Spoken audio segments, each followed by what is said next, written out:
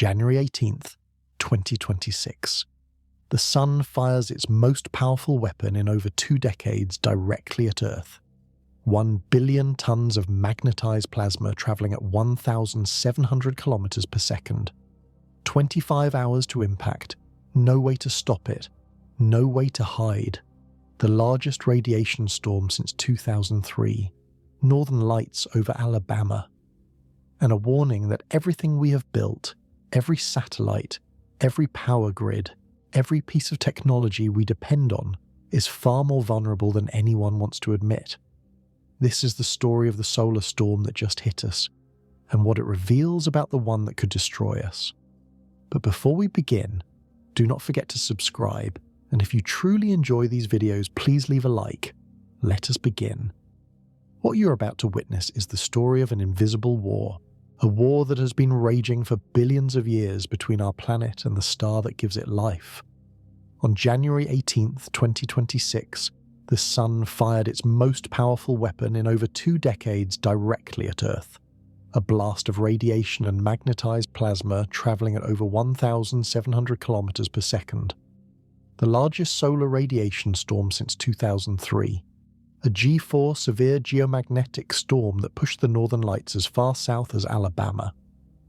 And a warning that our modern civilization, built on satellites and power grids and GPS, is far more vulnerable than we dare to admit. This is the story of the January 2026 solar storm, and it begins 93 million miles away on the surface of a star that never stops churning. Chapter 1. The Eruption. January 18th, 2026. 1809 hours Coordinated Universal Time. Somewhere on the visible face of the Sun, in a region scientists have labelled Active Region 4341, the fabric of reality tears itself apart. To understand what happens next, you must first understand what Active Region 4341 actually is. The Sun is not a quiet ball of fire. It is a churning ocean of plasma, superheated gas where electrons have been stripped from their atoms, creating a soup of charged particles that responds to magnetic fields the way iron filings respond to a magnet. And the Sun has magnetic fields, unimaginably powerful ones. Fields that twist and loop and knot themselves into configurations that would snap if they were made of anything solid. Active Region 4341 is one of these knots, a sunspot region where intense magnetic field lines have burst through the visible surface of the Sun, the photosphere, creating a dark patch roughly the size of Earth. It appears dark only because it is cooler than its surroundings. Around 5,000 degrees Kelvin instead of nearly 6,000. Still hot enough to vaporize anything we could ever build. But relatively cool for a star. For days, this region has been building pressure. The magnetic field lines have been twisting, tangling, storing energy the way a wound spring stores potential violence. Scientists at observatories around the world have been watching. The Space Weather Prediction Center in Boulder, Colorado, the European Space Agency, NASA facilities scattered across the American continents. They can see the tension building. They know something is coming. They just cannot say exactly when. Then, at 1809 hours UTC, the spring releases. What happens next occurs so fast that human perception cannot process it in real time. The twisted magnetic field lines in Active Region 4341 suddenly snap and reconnect in a new configuration. This process, called magnetic reconnection, releases an almost inconceivable amount of energy. The energy of billions of nuclear weapons detonating simultaneously. But instead of the familiar mushroom cloud of an atomic bomb, this energy takes a different form. First comes the flash, electromagnetic radiation across the entire spectrum from radio waves to gamma rays, blasts outward from the reconnection site at the speed of light. This is the solar flare itself, classified as X 1.95 on the scale scientists use to measure such events. X-class is the most powerful category. The number indicates relative strength. 1.95 is significant. Not the largest ever recorded, but powerful enough to make headlines, powerful enough to matter. The radiation reaches Earth 8 minutes and 20 seconds later. That is how long light takes to cross the 93 million miles between our planet and the Sun. At 17 hours UTC, the first wave of the attack arrives. High-energy X-rays slam into the daylight side of Earth. They ionize the upper atmosphere, the ionosphere, that thin shell of charged particles that allows radio waves to bounce around the planet. The ionization disrupts high-frequency radio communications. Pilots over the Atlantic lose contact with air traffic control. Ships at sea find their communications garbled. The effect is called a radio blackout, and it will last for more than an hour at frequencies below 10 MHz. South America, facing the Sun at the moment of impact, takes the worst of it. But the radiation is only the first punch. The second blow is already on its way. Behind the electromagnetic radiation comes something far more dangerous. A wave of high-energy particles, mostly protons, accelerated to nearly the speed of light by the explosion. These solar energetic particles can cross the 93 million mile gap in as little as 30 minutes when they are moving fast enough. The ones from active region 4341 arrive somewhat more slowly, but they arrive. And then there is the third wave, the one that takes longest to reach us, the one that carries the most devastating potential, the coronal mass ejection. When active region 4341 exploded, it did not just release radiation and fast protons, it released a piece of the Sun itself. A bubble of plasma, superheated gas containing billions of tons of solar material, blasted outward from the corona at impossible speed. Coronagraph images captured by the SOHO satellite, a joint NASA and European Space Agency mission, positioned about 1 million miles sunward from Earth, show the expanding cloud clearly. It appears as a halo around the Sun, growing larger by the minute. That halo shape is significant. It means the ejection is coming directly at us.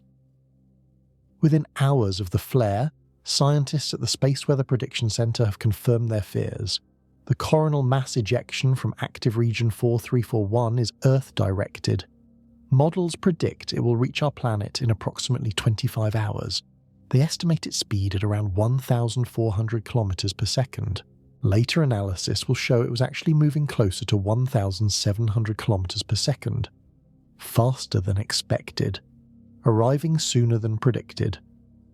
The countdown begins. To understand why this matters, you need to understand what a coronal mass ejection actually is.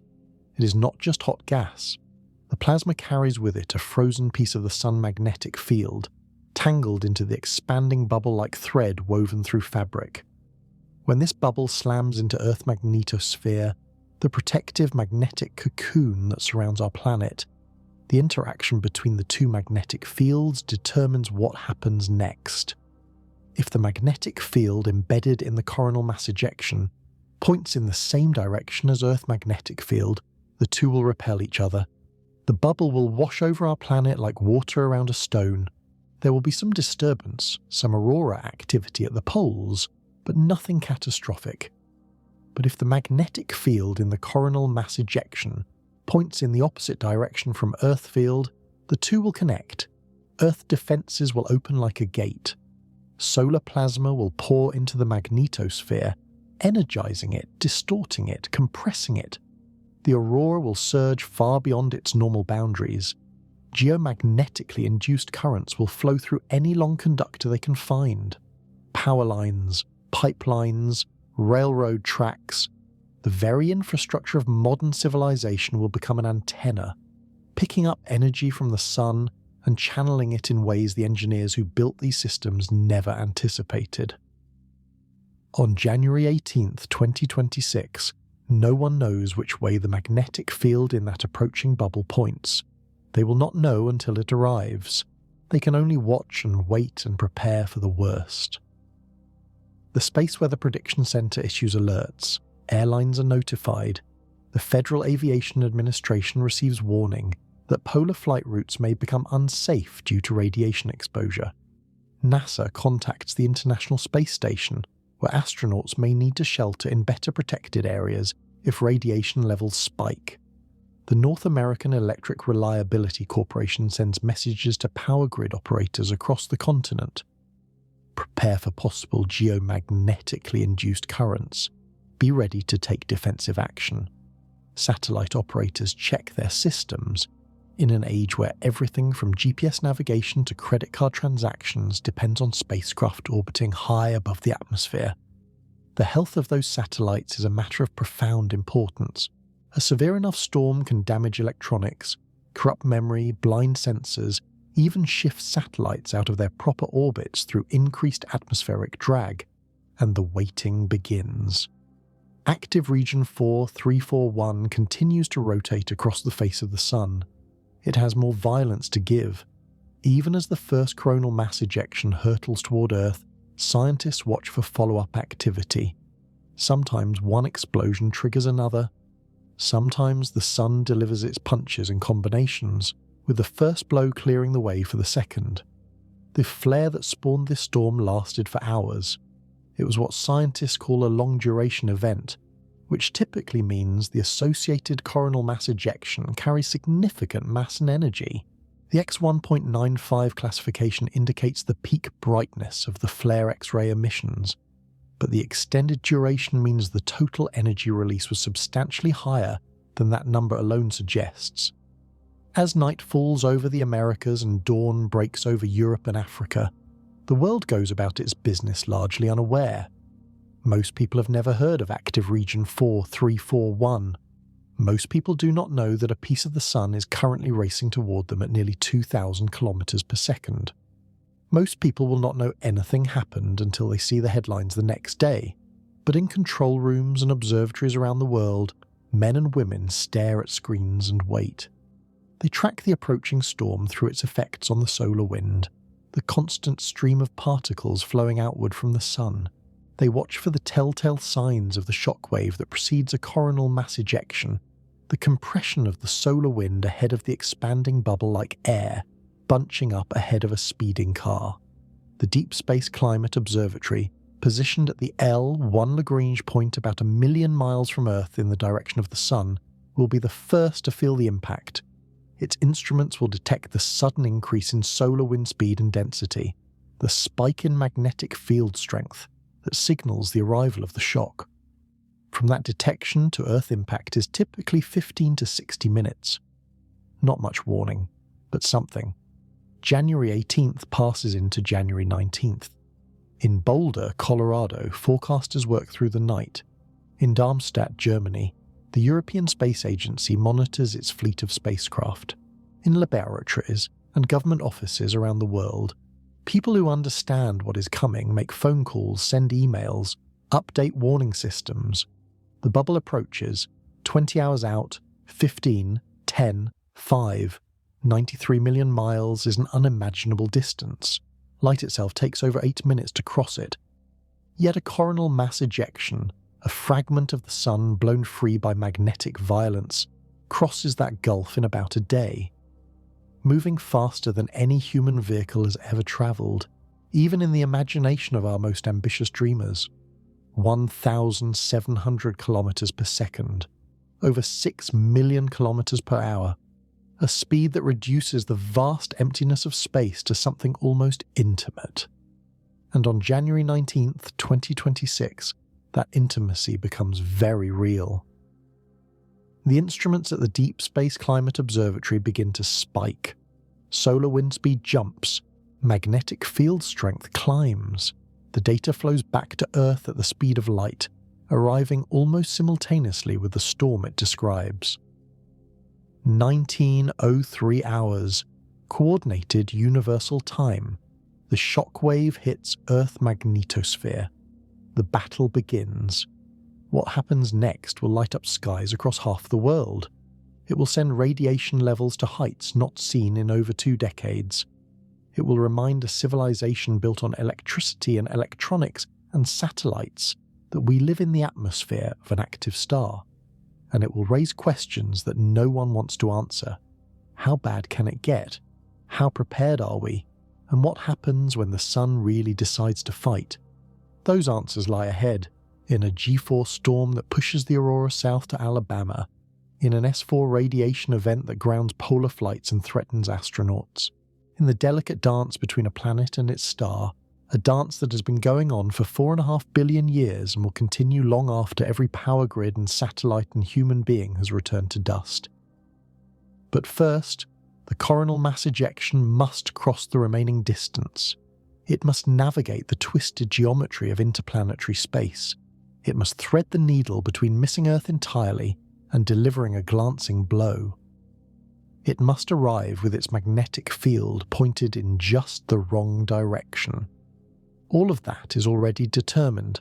The physics was set in motion when active region 4341 exploded. Nothing can change the trajectory now. Nothing can alter the magnetic configuration frozen into that expanding bubble of plasma. The outcome was decided 93 million miles away, in the violent heart of a sunspot, hours before anyone on Earth knew the storm was coming. We are just waiting for the verdict to arrive. Chapter 2. The Journey.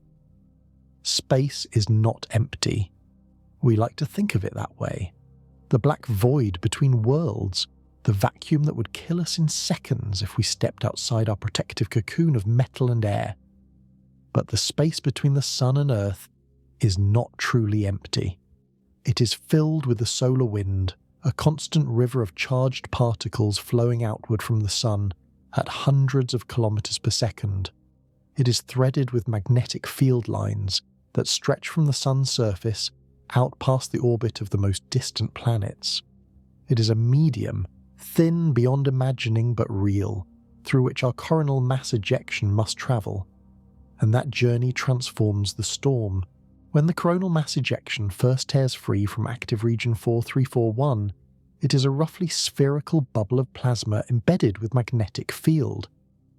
But within minutes of its birth, that shape begins to change. The bubble expands into the solar wind like a balloon inflating into a gentle breeze. The front edge, pushing into the slower-moving solar wind ahead of it, compresses. A shock wave forms, a boundary where the plasma density and magnetic field strength jump suddenly. Behind the shock, the main body of the ejection, what scientists call the magnetic cloud, follows like a great invisible hammer swinging through the void. The expansion is not uniform.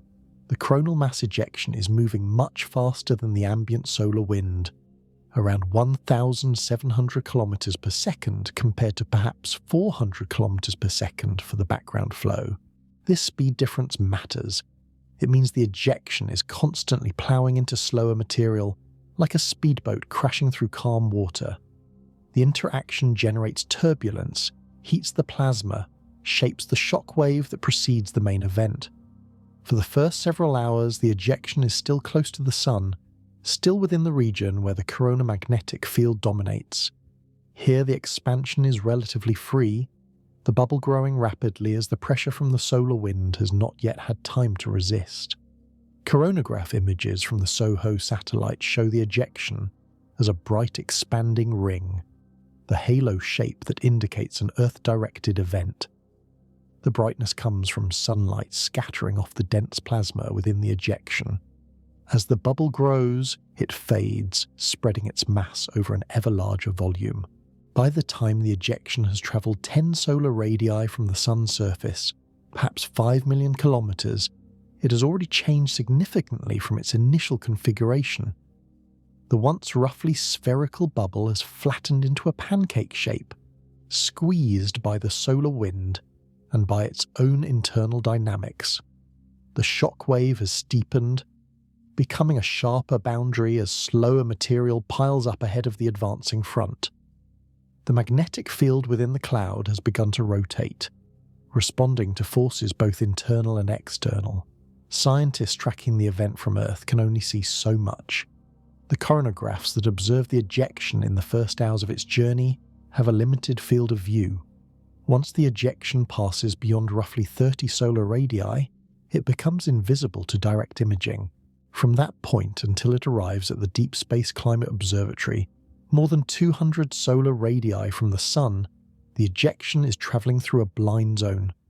Scientists can model its progress, extrapolating from initial observations and using their understanding of how coronal mass ejections evolve in interplanetary space, but they cannot see it directly. The model suggests the ejection will take approximately 25 hours to reach Earth, based on its initial speed of around 1,400 kilometers per second. But models have uncertainties. The solar wind is not uniform. It varies in speed and density depending on what region of the sun it originates from. If the ejection encounters a faster or slower patch of solar wind, its arrival time will shift. If it interacts with another coronal mass ejection ahead of it in space, the dynamics become even more complex. In fact, there has been recent activity from other regions of the sun. A coronal hole, a region of open magnetic field lines where the corona is less dense and solar wind escapes more easily, has been sending fast solar wind toward Earth. This fast wind creates a kind of wake in interplanetary space, a region of lower density plasma that offers less resistance to anything pushing through it. If the coronal mass ejection from active region 4341 enters this wake, it could accelerate, arriving earlier than predicted. This is exactly what happens. The ejection enters a region of disturbed solar wind left by previous activity. The lower density ahead allows it to push forward with less resistance. Its speed, already high, increases further. The 25-hour estimate becomes 22 hours, then 20. The shock wave sharpens as it plows into the ambient medium. The magnetic cloud behind it maintains its coherence, its twisted field lines holding their configuration as they race toward Earth. Meanwhile, at the very front of the ejection, something else is happening. The shock wave is accelerating particles. Protons and heavier ions from the solar wind, caught up in the advancing shock, bounce back and forth across the boundary like ping-pong balls between paddles. Each crossing gives them a little more energy. The process, called diffusive shock acceleration, can boost particles to extraordinary velocities. Some approach the speed of light. These accelerated particles race ahead of the shock itself. Moving at nearly light speed, they reach Earth hours before the coronal mass ejection arrives. They are the solar energetic particles, the protons and ions that can damage spacecraft electronics and pose radiation hazards to astronauts and high-altitude aircraft crews. On January 19th, the particle flux at Earth begins to rise. Instruments aboard the GOES satellites positioned in geostationary orbit 36,000 kilometers above the equator measure increasing numbers of high-energy protons. The Space Weather Prediction Center watches the numbers climb. 10 protons per centimeter squared per second per steradian, at energies above 10 million electron volts. That is the threshold for a minor solar radiation storm, S1 on the NOAA scale. But the numbers keep rising. 100 protons per centimeter squared per second per steradian, S2, moderate, then 1000, S3, strong. The increase is relentless, driven by the shock wave still hours away from Earth, but already generating a flood of fast particles that precede it, like scouts ahead of an advancing army. The particle numbers will eventually exceed 10,000, S4, severe, a level not reached since the Halloween storms of October 2003. A level that triggers protocols at airlines, forcing consideration of polar flight rerouting. A level that requires astronauts to monitor their radiation exposure carefully and potentially seek shelter in more protected areas of the International Space Station. But that peak lies hours in the future. For now, as January 19th unfolds, the main body of the storm is still in transit. The coronal mass ejection is not alone in interplanetary space. The Sun has been active, as befits a star near the maximum of its 11-year activity cycle. Solar Cycle 25 reached its peak in October 2024, and the Sun remains in an elevated state of activity. Sunspot counts are high. Flare activity is frequent. Other coronal mass ejections have been launched in the days and weeks before January 18th. Some of these earlier ejections are still propagating through interplanetary space when the new one is born. The solar wind carries their remnants, twisted magnetic fields and disturbed plasma that create a complex environment for the new ejection to traverse. In some cases, a fast coronal mass ejection can catch up to a slower one ahead of it, merging the two into a combined structure that can be more geo-effective than either would be alone. Whether this happens to the January 18th ejection is unclear from the available data, but the solar wind conditions at Earth in the hours before the main shock arrives suggest a disturbed environment. Multiple waves of activity wash over the planet, each depositing energy into the magnetosphere, each priming the system for what comes next. The magnetosphere is Earth's primary defense against solar storms.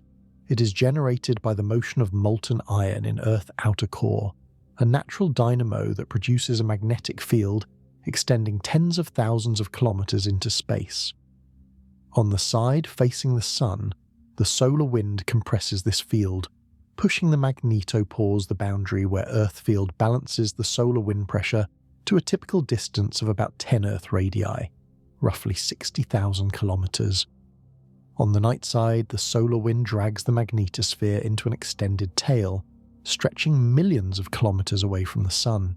Energy from the solar wind is stored in this magnetotail, held in stretched magnetic field lines like a rubber band pulled taut.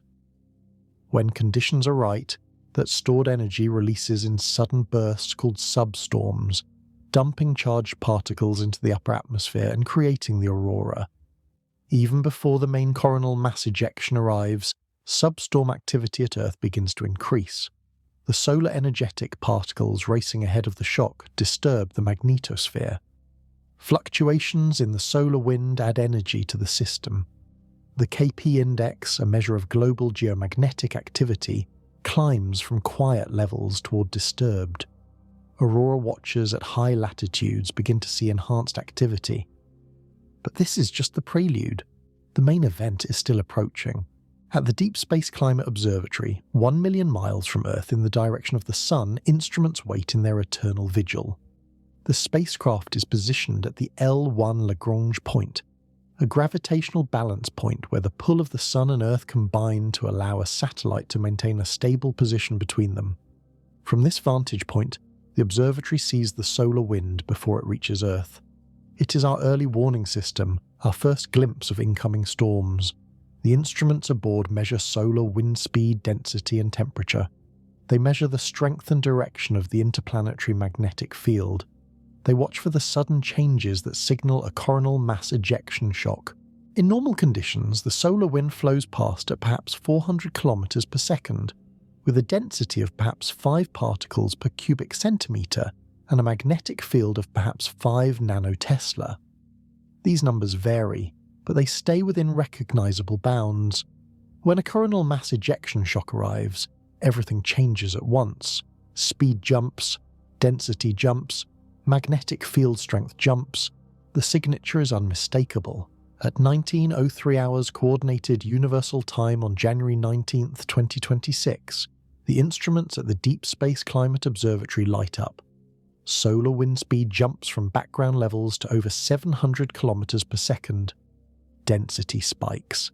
The interplanetary magnetic field strengthens dramatically. The shock has arrived at L1. Within an hour, it will hit Earth. The Space Weather Prediction Center issues a geomagnetic sudden impulse warning. The shock wave from the coronal mass ejection will compress Earth magnetosphere suddenly, like a hand squeezing a balloon. The compression will occur between 1920 and 2000 hours UTC. Ground-based magnetometers will record the sudden change in field strength. Sensitive instruments around the world will note the moment when the first hammer blow falls. But the shock is not the main concern. What matters most is what follows the shock. The magnetic cloud, the main body of the coronal mass ejection, with its embedded magnetic field that will determine whether this storm is a minor disturbance or a major event. The critical question is the direction of that embedded field. Earth's magnetic field points roughly northward at the magnetopause. If the interplanetary magnetic field embedded in the coronal mass ejection also points northward, the two fields will repel each other. Energy transfer will be minimal, the storm will be manageable, but if the embedded field points southward, the two fields will connect. magnetic reconnection will occur at the nose of the magnetosphere, opening the door for solar plasma to pour in. Energy transfer will be maximal. The storm will intensify rapidly. Data from the Deep Space Climate Observatory begins to reveal the answer. As the shock passes and the instruments sample the leading edge of the magnetic cloud, the field direction becomes clear. The north-south component of the interplanetary magnetic field, designated Bs by scientists, turns southward. Strongly southward, the magnetic cloud is oriented perfectly for maximum coupling with Earth magnetosphere. The door is open. The storm is about to begin in earnest. From the Deep Space Climate Observatory to Earth takes the solar wind perhaps 45 minutes to an hour at current speeds. That is all the warning we have. 45 minutes to prepare for impact. 45 minutes until a piece of the sun that exploded nearly 2 days ago finally reaches its target. Satellite operators make final checks. Power grid controllers monitor their systems. Aviation authorities track polar flights. Emergency managers in multiple countries review their protocols. The pieces are in place. The preparations are as complete as time allows. And 93 million miles away, the sun continues to burn. Active region 4341 rotates slowly toward the western limb. It has more energy to release. It will produce more flares in the days ahead, but its most powerful blow has already been struck. Now all that remains is to see what happens when it lands. Chapter 3. The Impact. 1938 hours, Coordinated Universal Time, January 19th, 2026. The shock wave from the coronal mass ejection slams into Earth magnetosphere. The impact is invisible to human eyes. No flash, no sound, no physical sensation. But instruments around the world register the moment instantly. Magnetometers from Alaska to Australia record a sudden jerk in their readings as the magnetic field shifts. Ground-based sensors detect the compression of the magnetosphere as billions of tons of solar plasma squeeze our protective bubble. The geomagnetic sudden impulse propagates around the planet at the speed of light, a global twitch that marks the beginning of the storm. Within minutes, the Space Weather Prediction Center in Boulder, Colorado escalates their warnings. The coronal mass ejection has arrived. The interplanetary magnetic field embedded within it is pointing strongly southward. Conditions favor rapid energy transfer into the magnetosphere. A severe geomagnetic storm is now likely.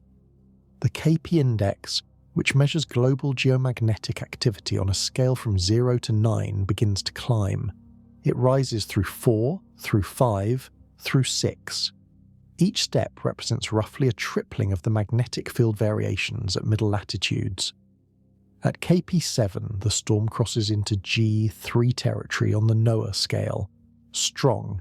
At KP8, it enters G4, severe. At 1438 Eastern Standard Time, which is 1938 UTC, the storm reaches G4 for the first time. It will hover near this level for hours. It will briefly touch it again and again as substorms pump energy into the auroral zones, and geomagnetically induced currents flow through conductors across the northern hemisphere. But the geomagnetic storm is only part of what is happening. High above the atmosphere, another crisis is unfolding. The solar energetic particles that raced ahead of the coronal mass ejection have been arriving since earlier in the day. Their numbers have been growing steadily as the shock wave approaches, accelerating more particles with each passing hour. Now, with the shock hitting Earth magnetosphere, the particle flux reaches its peak. Instruments aboard the GAUSS 19 satellite record proton flux above 10 million electron volts exceeding 10,000 particles per centimetre, squared per second per steradian. That is the threshold for S4, severe, on the solar radiation storm scale, a level not observed since the Halloween storms of October 2003, a level that triggers serious concern. At 1854 UTC, the Space Weather Prediction Center issues their announcement. An S4 severe solar radiation storm is in progress, the most intense radiation storm in over 20 years. The implications ripple outward through aviation, spaceflight and telecommunications. For aircraft flying over the polar regions, where Earth's magnetic field provides less shielding against energetic particles, the radiation exposure risk has increased significantly. Airlines must consider rerouting flights to lower latitudes, accepting the additional fuel costs and longer flight times to reduce crew and passenger exposure. Some flights are already in the air when the warning comes. Their pilots must make real-time decisions about whether to continue on their planned routes or divert.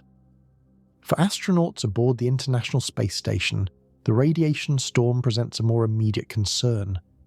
The station orbits at roughly 400 kilometers altitude, well below the Van Allen radiation belts that would provide some shielding, but also lacking the atmospheric protection that covers people on the ground. During severe solar radiation storms, astronauts can receive elevated doses that must be carefully tracked against lifetime exposure limits. The astronauts move to more shielded areas of the station. They monitor dosimeters. They communicate with ground control about their status. This is not the first time they have sheltered during a solar event. It will not be the last. But each event is a reminder that working in space means working in a hostile radiation environment that can turn dangerous without warning. For satellites, the radiation storm poses multiple threats. High-energy particles can penetrate spacecraft shielding and deposit charge in sensitive electronics. This can cause single-event upsets, essentially random bit flips in computer memory that corrupt data or trigger unintended commands.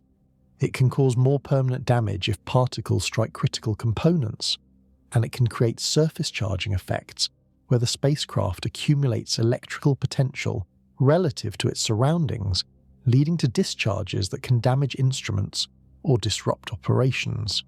Satellite operators around the world implement protective measures. Some spacecraft enter safe modes, shutting down non-essential systems and pointing their most sensitive instruments away from the particle flux. Others upload software patches that increase error correction or redundancy. Still others simply monitor closely and hope the storm passes without incident. Meanwhile, on the ground, the geomagnetic storm is having its own effects. When Earth's magnetosphere is disturbed, the currents that flow in the ionosphere and magnetosphere generate fluctuating magnetic fields at the surface. These fluctuating fields induce electric currents in any long conductor they encounter: power lines, pipelines, railroad tracks, undersea cables. The phenomenon is called geomagnetically induced currents, and it has the potential to damage critical infrastructure. Power grid operators in North America and Northern Europe watch their systems carefully. They have been warned. They have prepared. Many have already implemented defensive measures, reducing power flows on vulnerable lines, bringing additional reactive power resources online, preparing to disconnect equipment if necessary. The concern is transformers. Large, high-voltage transformers that step electricity up and down as it moves through the grid are vulnerable to geomagnetically induced currents. The quasi-direct current that flows through the transformer windings during a storm can saturate the magnetic core, generating heat and potentially damaging windings. A sufficiently intense storm can cause transformers to fail, and high-voltage transformers are custom-built equipment that takes months or years to replace. In 1989, a geomagnetic storm caused by a coronal mass ejection collapsed the Hydro-Quebec power grid in 90 seconds.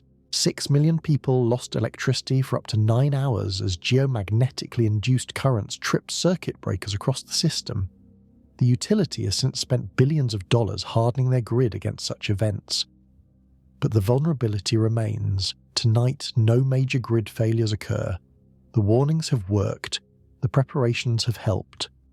Power system operators manage the build-up of geomagnetically induced currents without losing major equipment. There are some anomalies, some voltage fluctuations that require operator intervention, some protective relays that trip and must be reset, but the lights stay on. The same cannot be said for high-frequency radio communications. The ionosphere, that shell of charged particles in the upper atmosphere that allows radio waves to bounce around the planet, has been severely disturbed. The radiation storm has increased ionization in the lower regions of the ionosphere, creating a layer that absorbs high-frequency radio waves instead of reflecting them. The effect is called polar cap absorption, and it can last for days after a severe radiation storm. Aircraft and ships that rely on high-frequency radio for communication over polar routes find themselves cut off. Backup satellite communication systems must be used instead. The disruption is manageable for most operators, but it is a reminder of how dependent modern transportation has become on electromagnetic systems that can be disrupted by events on the sun. And then there is the aurora. When charged particles from the solar wind pour into Earth's magnetosphere, they follow magnetic field lines down toward the polar regions. As they descend into the upper atmosphere, they collide with oxygen and nitrogen atoms. These collisions excite the atoms, bumping electrons to higher energy levels. When the electrons fall back down, they emit light. Oxygen produces green and red. Nitrogen produces blue and purple. The result is the Aurora Borealis in the north and Aurora Australis in the south. During a severe geomagnetic storm, the auroral oval, the ring-shaped zone where aurora typically appears, expands dramatically toward the equator. Areas that normally never see the northern lights find themselves under dancing curtains of colour. The effect is beautiful and eerie and deeply connected to violence 93 million miles away. On the night of January 19th and into January 20th, 2026, the aurora is visible across a vast swath of the northern hemisphere. Reports come in from New Hampshire and Minnesota, from New York and Wisconsin, from Germany and Poland, and across northern Europe. People in Alabama photograph faint glows on the northern horizon. People in California and Texas and Oklahoma see colours that have no business appearing in their skies. The aurora is predominantly red at lower latitudes. Red aurora comes from oxygen atoms at high altitudes, above 200 kilometers, where the atmosphere is thin enough that excited atoms have time to emit light before colliding with another particle. The red glow of a storm aurora is different from the green curtains typically seen in Alaska or Norway. It is more diffuse, more ominous, a reminder that the sky itself is being energized by forces from space. Social media fills with photographs, some captured by professional aurora chasers with expensive equipment and practiced technique, others taken on smartphone cameras by people who have never seen the aurora before, who point their phones at the sky and capture colours invisible to their naked eyes. Modern camera sensors are far more sensitive to the faint light of aurora than human vision. What appears as a vague white glow to the eye shows up as vivid green or pink in a photograph. The aurora display does not match the most optimistic predictions. The interplanetary magnetic field, while generally southward during the storm, oscillates. There are periods when it turns northward, reducing the coupling with Earth's magnetosphere and dimming the aurora. The display is intermittent, beautiful when it appears, frustrating when clouds or unfavourable magnetic field conditions hide it. But even an imperfect aurora from a G4 storm is a spectacle that most people alive today have never witnessed. The May 2024 storm, which also reached G4 levels, provided similar displays. Before that, you have to go back decades to find comparable events visible at such low latitudes in the United States. As the night wears on, the storm intensity gradually decreases. The main body of the coronal mass ejection passes over Earth, its embedded magnetic field rotating as the structure slides by. The southward component weakens. Energy transfer into the magnetosphere slows. The KP index falls back from 8 toward 6, toward 5. The aurora retreats northward, fading from the skies of the temperate zones. By dawn on January 20th, the worst is over. The storm continues at reduced levels through the day, with occasional intensifications as trailing material from the coronal mass ejection continues to arrive. But the peak has passed. The G4 conditions that held for hours overnight have subsided to G3, then G2. The solar radiation storm takes longer to fade. High-energy protons continue to arrive. their flux gradually decreasing from the S4 peak. Airlines that rerouted polar flights begin cautiously returning to normal operations. Astronauts emerge from their sheltered positions. Satellite operators assess their systems for any damage. The official statistics will take time to compile, but the preliminary picture is of a severe event that was well handled. No major infrastructure failures, no significant satellite losses, no reported harm to astronauts or aircraft crews. The warning systems worked. The preparations paid off. The storm was serious, but civilization weathered it without catastrophe. That is the good news. The less comfortable truth is that this storm, for all its severity, was not the worst the sun can deliver. The Carrington Event of 1859 was far more powerful. The Halloween storms of 2003 caused more damage. The 1989 storm that blacked out Quebec was arguably more impactful. The January 2026 storm was a warning, a reminder that we live in the extended atmosphere of an active star, a demonstration that our increasingly technological civilization is vulnerable to forces beyond our control. And as scientists begin to analyze the data, to study the measurements and model the physics, one question hangs in the air. What happens when a truly extreme event arrives? What happens when the sun unleashes not an X 1.95 flare but an X30? Not a G4 storm but a G5? Not a manageable radiation event but a bombardment that saturates every detector we have? That question has been asked before, it will be asked again, and sooner or later the sun will provide an answer. But for now, on the morning of January 20th, 2026, the immediate crisis has passed. Power grids are stable, satellites are operational, aircraft are flying. The Aurora has faded from southern skies. Life goes on. Until the next time the sun reaches out to remind us who is really in charge. Chapter 4. The Science.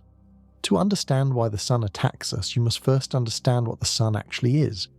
And what the sun is, fundamentally, is a controlled thermonuclear explosion that has been burning for 4.5 billion years. The sun contains 99.8% of all the mass in our solar system.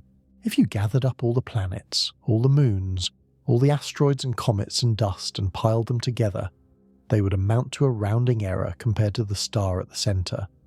The sun is so massive that its own gravity crushes its core to unimaginable density and temperature. At the center, where the pressure exceeds 200 billion times Earth atmospheric pressure at sea level, hydrogen atoms are forced so close together that they fuse. Nuclear fusion is the opposite of the fission that powers nuclear reactors on Earth. In fission, heavy atoms like uranium are split apart, releasing energy as the fragments fly apart. In fusion, light atoms like hydrogen are crushed together, forming heavier atoms like helium. In both cases, a small amount of mass is converted directly into energy according to Einstein's famous equation, E equals mc squared. Since the speed of light squared is an enormous number, even a tiny amount of mass yields tremendous energy. Every second, the sun fuses approximately 600 million tons of hydrogen into approximately 596 million tons of helium. The missing 4 million tons of mass become energy. That energy, released as gamma rays deep in the core, begins a journey outward that will take hundreds of thousands of years. The photons bounce and scatter through the dense plasma of the solar interior, gradually losing energy and shifting from gamma rays to X-rays to ultraviolet, and finally to visible light by the time they reach the surface. The sun has layers, like an onion. At the center is the core where fusion occurs. The temperature there exceeds 15 million degrees Kelvin. Surrounding the core is the radiative zone, where energy moves outward primarily through the absorption and re-emission of photons. This is the region where light takes its agonizingly slow, random walk toward the surface. Beyond the radiative zone is the convection zone, where energy is carried by the physical motion of plasma, hot material rising toward the surface and cooler material sinking back down. The convection zone creates the granulated appearance of the sun surface, the photosphere, which looks like a pot of boiling water when viewed through a proper solar telescope. The photosphere is what we see as the surface of the sun. It is not a solid surface. Nothing on the sun is solid. The photosphere is simply the layer where the plasma becomes thin enough that light can escape into space. Below this layer, the sun is opaque. Above it, the sun atmosphere begins. That atmosphere has its own layers. The chromosphere, a thin shell where temperatures actually begin to rise again despite being farther from the energy-generating core. And above that, the corona, the extended outer atmosphere that reaches millions of kilometers into space and maintains temperatures exceeding 1 million degrees Kelvin. This temperature inversion, where the corona is far hotter than the photosphere despite being farther from the core, puzzled scientists for decades. The answer lies in the sun magnetic field. The sun is not a static ball of plasma. It rotates, but not uniformly. The equator completes a rotation in about 25 days, while the poles take more than 30 days. This differential rotation drags the sun magnetic field around, stretching and twisting it like taffy in a candy machine. The result is a magnetic field of extraordinary complexity, with loops and tangles and concentrations of field strength that vary dramatically across the solar surface. Sunspots are one manifestation of this magnetic complexity. They appear dark because intense magnetic fields inhibit convection, reducing the flow of heat from below. A sunspot might be 5,000 degrees Kelvin while the surrounding photosphere is nearly 6,000 degrees. That 1,000-degree difference is enough to make the spot appear dark against the brighter background, even though a sunspot by itself would outshine the full moon. Sunspots tend to appear in pairs or groups, connected by arching magnetic field lines that loop through the corona. Plasma flows along these loops, tracing out the invisible architecture of the magnetic field. When these loops become too stressed, when the twisting and tangling stores more energy than the configuration can stably hold, something has to give. This is where solar flares and coronal mass ejections come from. Magnetic reconnection is the process at the heart of these explosions. When oppositely directed magnetic field lines are forced together, they can suddenly break and reconnect in a new configuration. The energy that was stored in the twisted field is released explosively, accelerating particles to enormous velocities and heating plasma to tens of millions of degrees. The burst of radiation from this process is the solar flare. The ejection of plasma and magnetic field into space is the coronal mass ejection. Not every solar flare produces a coronal mass ejection, and not every coronal mass ejection is accompanied by a flare, but the most powerful events typically involve both. The January 18, 2026 event was one of these, with an X 1.95 flare releasing radiation across the electromagnetic spectrum, while simultaneously launching a billion-ton cloud of magnetized plasma toward Earth at nearly 2,000 kilometers per second. The Sun 11-year activity cycle modulates the frequency and intensity of these events. At solar minimum, the Sun is relatively quiet, with few sunspots and few major flares. At solar maximum, the Sun is crowded with active regions, and powerful eruptions can occur daily. Solar Cycle 25, which began in December 2019, reached its maximum phase in October 2024. The Sun is still near this peak of activity, which is why events like the January 2026 storm are occurring. But even within solar maximum, the timing and intensity of individual events is unpredictable. We can say that powerful storms are more likely when the Sun is active.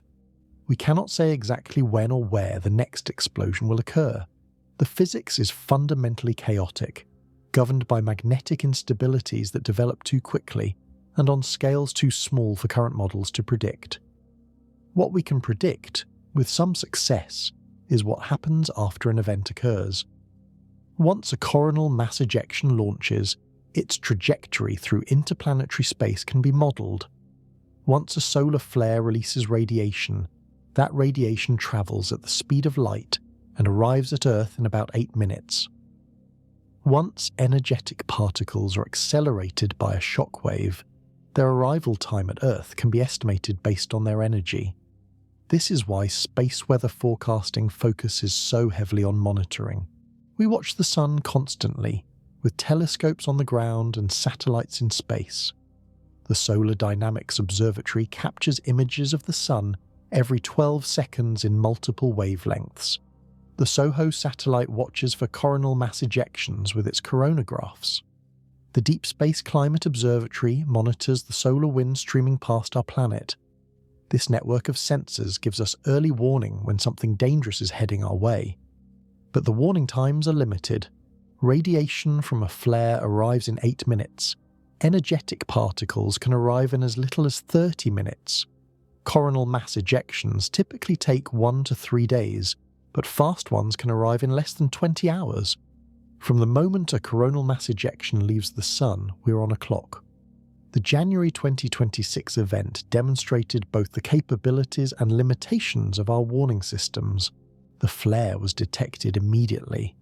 The coronal mass ejection was identified within hours. The Space Weather Prediction Center issued warnings that gave airlines, power grid operators, and satellite controllers time to prepare. When the storm arrived, the infrastructure was as ready as it could be. But we cannot stop the storm. We can only brace for impact. This is the fundamental vulnerability at the heart of our relationship with the sun. We depend on a star for light, heat, and the very existence of our planet. But that same star periodically attacks us with radiation, particles, and magnetized plasma. We have built a civilization that runs on electricity and electronics and satellites, all of which are susceptible to damage from space weather. And we have no way to turn off the source of the threat. The sun will continue to produce solar flares and coronal mass ejections as long as it exists. Its magnetic field will continue to twist and store energy and release it explosively. The 11-year cycle will continue with periods of intense activity punctuated by quieter intervals. And occasionally, perhaps once or twice per century, the sun will produce an event so powerful that it overwhelms our defenses and causes widespread damage. Understanding the physics does not make us immune, but it helps us prepare. It helps us build resilient systems and develop warning capabilities and create the forecast that gave us hours of advance notice before the January 2026 storm arrived. The sun is not malevolent. It does not choose its targets or time its attacks. It is simply doing what plasma embedded with magnetic field does when conditions reach a critical threshold. It is obeying the laws of physics that have governed its behavior for billions of years and will continue to govern it for billions more. But understanding that does not make the threat any less real. The same physical processes that produce the light and warmth that sustain life on Earth also produce the storms that threaten our technology. We live in the atmosphere of an active star. We cannot change that. We can only learn to live with it. And sometimes, when the conditions align just right, the sun reminds us of that fact in spectacular fashion. The aurora that painted skies from Alabama to Germany on January 19th was beautiful. It was also a symptom of violence. Every photon of green and red light came from an atom struck by a charged particle, accelerated by magnetic forces originating 93 million miles away. Every shimmering curtain traced a magnetic field line connecting Earth's atmosphere to the sun corona. Every photograph captured was a record of our planet being bombarded by energy from a thermonuclear explosion that we cannot control. Beauty and danger, light and violence. The sun gives us both, indiscriminately. According to rules we're only beginning to understand. That is the science. Now comes the history. Because the January 2026 storm, for all its severity, was far from the worst the sun has delivered, and somewhere in that history lies a warning about what the future might hold.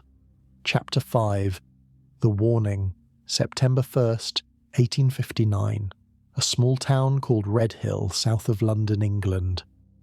A gentleman astronomer named Richard Carrington points his brass telescope at the sun and begins to sketch a cluster of dark sunspots. Carrington is methodical.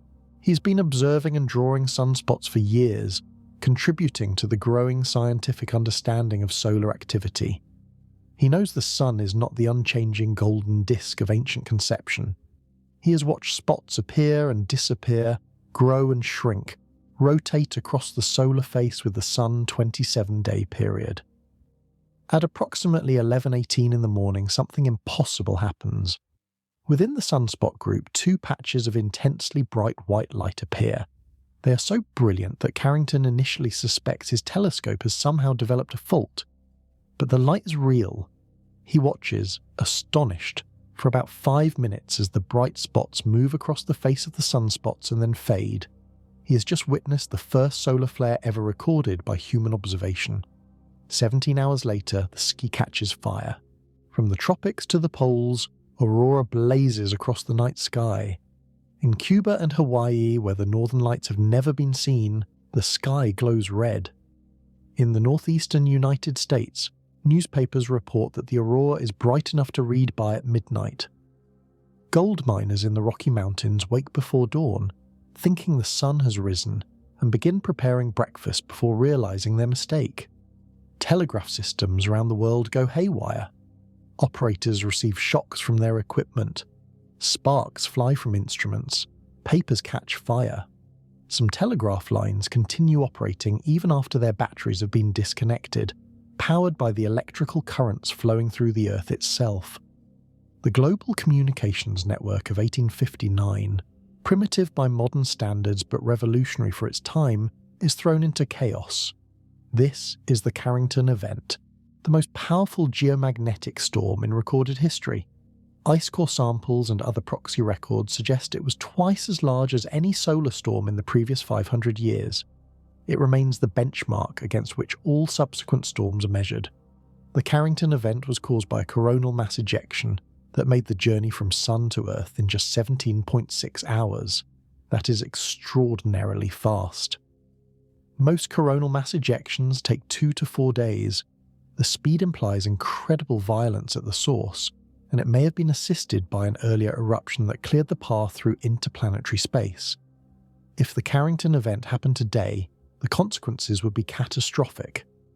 Modern estimates suggest a Carrington-class storm could cause between $1 and $2 trillion of damage to the United States alone. The global cost could approach $5 trillion. Power grids across North America and Europe would face severe stress.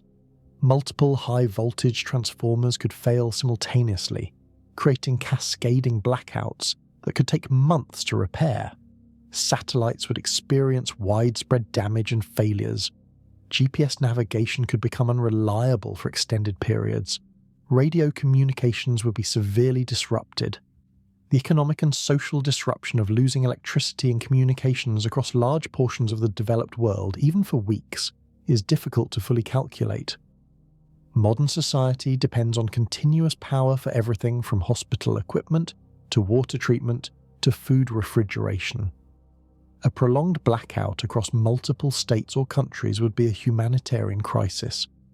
The January 2026 storm was not a Carrington event. It was a G4, severe, on the NOAA scale.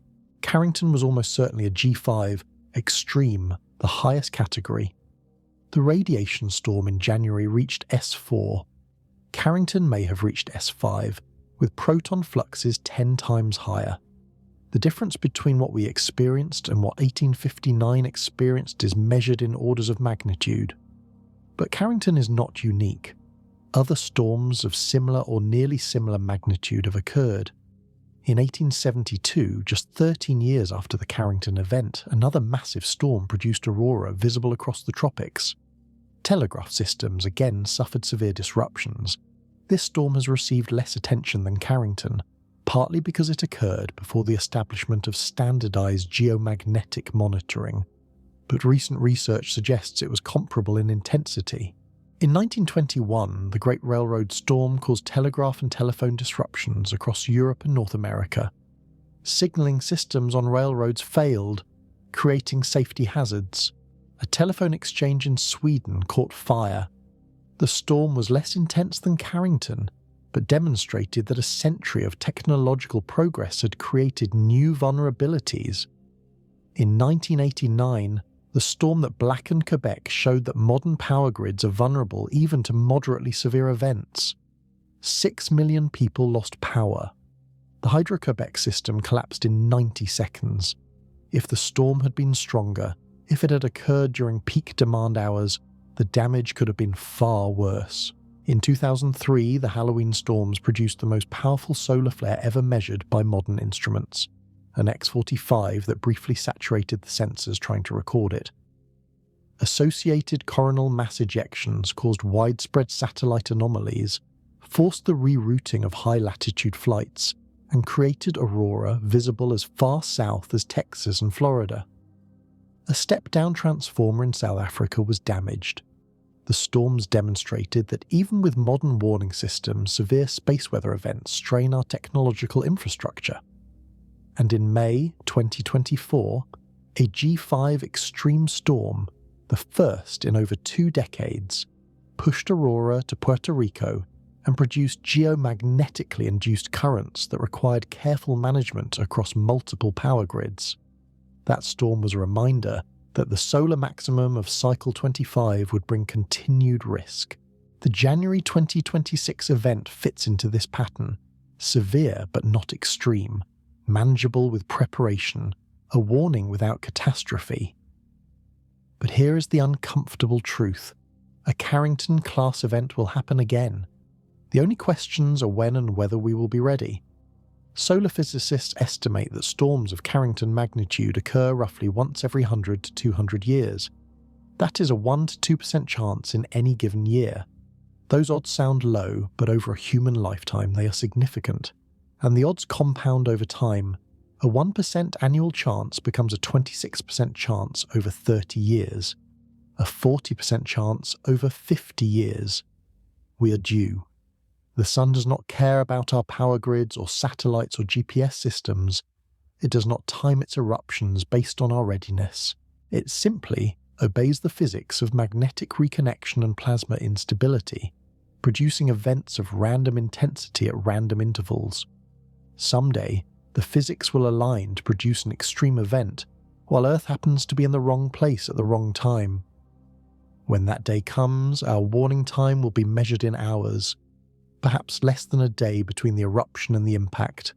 Enough time to take defensive measures if we are prepared, not enough time to build defenses from scratch if we are not.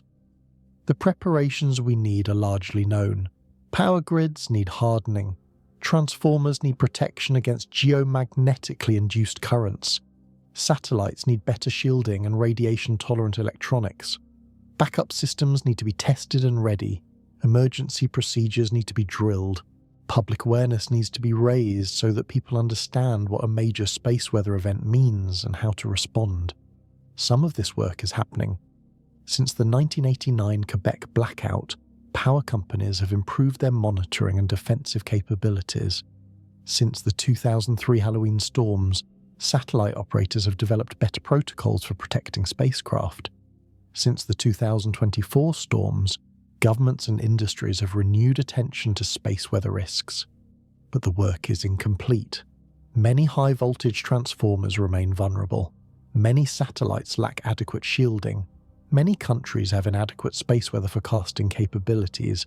Many people have never heard of space weather and would not know what to do if a major storm occurred.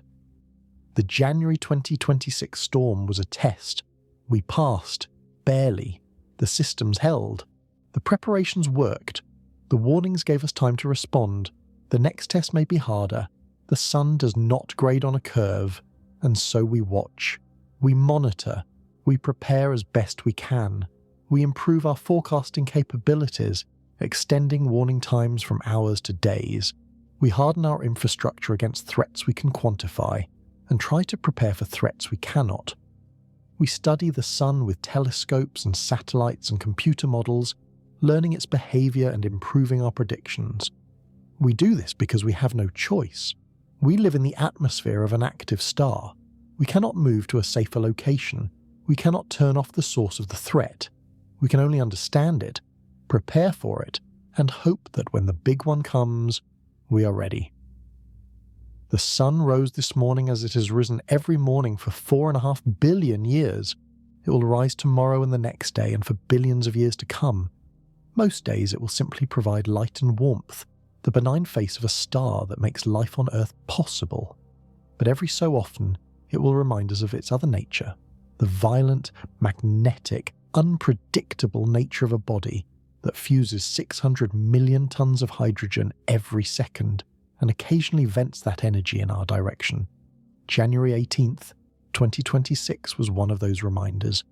An X-class flare, an S4 radiation storm, a G4 geomagnetic storm, Aurora over Alabama, the largest radiation event in more than 2 decades.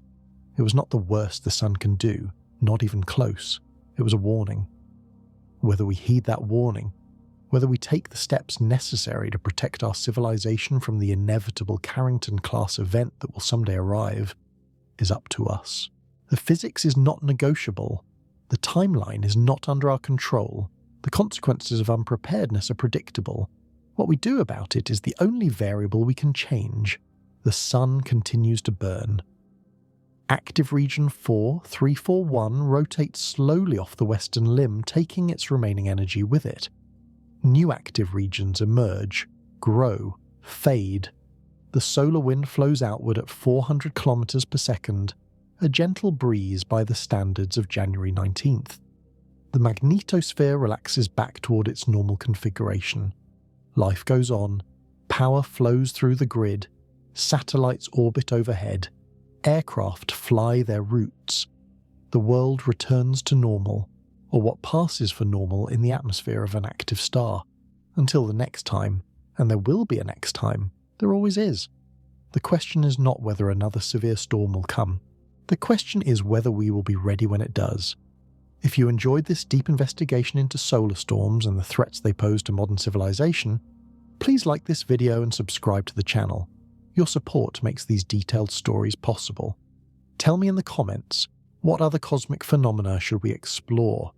The volcanic winter that nearly ended humanity, the asteroid impact that killed the dinosaurs, the supernova that may have driven human evolution. The universe is full of stories, full of dangers, full of wonders that deserve to be told. Thank you for watching. Stay curious, stay prepared, and remember to look up at the sky once in a while. Sometimes what you see up there is more than just pretty lights. It is a message from a star that is not always friendly. I will see you in the next investigation.